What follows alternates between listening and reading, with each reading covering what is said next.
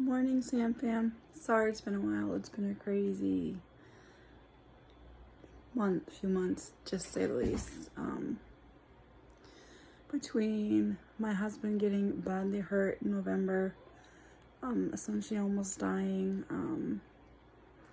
Basically, he was helping a friend, not her fault. The people that were living in the trailer, their son had purposely tripped him because they had to move and didn't like it, and my husband landed right into the washing machine on his rib cage. Needless to say, he ended up with a hemothorax and like 6 or 7 fractured ribs, and a punctured lung. He had to have surgery for the punctured lung. They then discovered he had internal bleeding. He got infusions, and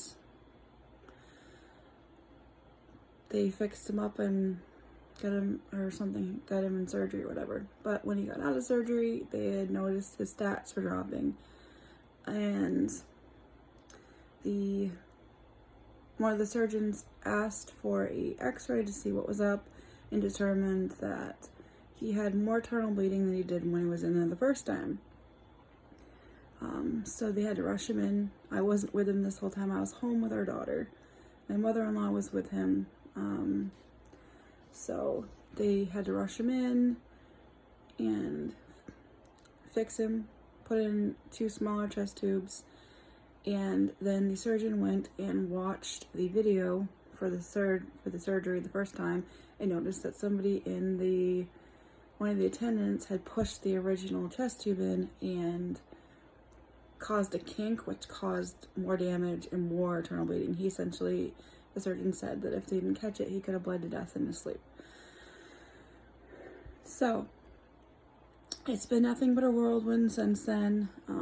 Getting the runaround with the surgery office because he needs a 3rd surgery, and because 2 of the ribs have been floating in his chest since December, and the last time they saw him technically was December 1st.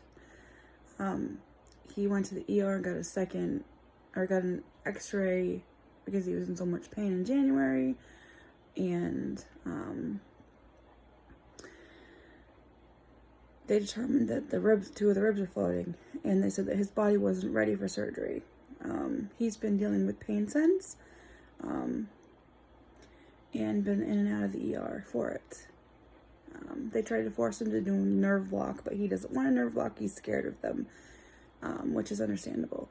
This past weekend, Saturday, was August 7th was my daughter's 9th birthday, and my husband ended up in the ER for pain, and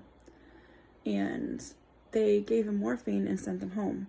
Well, a half hour after sending him home, he ended up having a seizure, which he's never had before. It scared the crap out of me. We called the ambulance. He ended up going back to the ER in the ambulance. They determined he's allergic to morphine and that his body's essentially shutting down because of all the pain. So we're trying to get him into the surgeon's office again, trying to get him to have the surgery so that we can get our life back on track, because he's essentially staying home. He can't work. He has to stay out of the heat in a cool house. He now cannot drive until he's cleared. I'm essentially working 40 hours a week, homeschooling our daughter when I'm home at night, and trying to keep everything going, which it's hard. Essentially draining me because I'm always worried. There's a ton of crap going on at my work, and the manager they have hired is horrible. She's essentially tearing this store down. I don't want to mention where I work because I don't want that headache of them coming after me for mentioning them. I've had 2 miscarriages this year.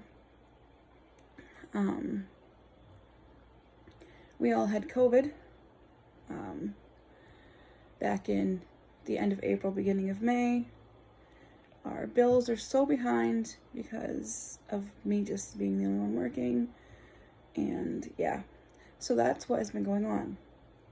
I'm sorry I have not updated you guys in a while. I'm getting ready to go to work. I'm exhausted, as you can tell. I literally have not slept much in weeks because of the stress and worrying about everything and trying to keep everything going.